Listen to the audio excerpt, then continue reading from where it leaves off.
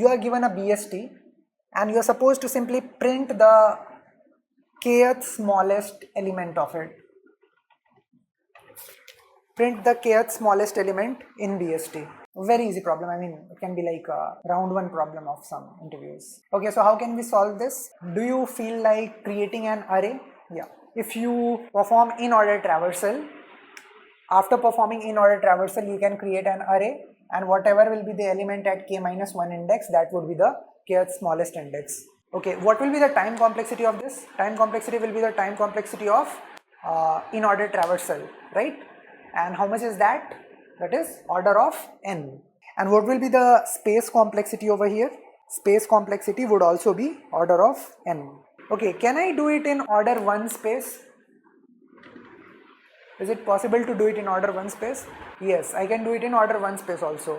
Why? Because I do not need to keep track of all the elements. I just need to find which is my element to be printed in kth iteration.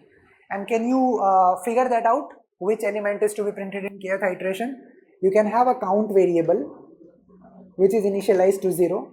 Now let's say there is this void in order. It takes the root. Okay. So you have this code. If root is null, you simply return.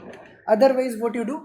Otherwise, the first thing that you do is to call your left subtree, which is in order of root left, and then you print your root over here, and then you call in order of your right subtree. So when the node is being printed here for the first time, let's say if that is the smallest node, and let's say this count is global. If that is the smallest node, what would have been the value of count over here? The value of count here would have been 0 because this count is global. Okay. So what you can do is, before printing, you can do count plus plus, and if you see that count is equal to k, then only you will print node value. So this way you can manage to solve it without any extra space. Okay.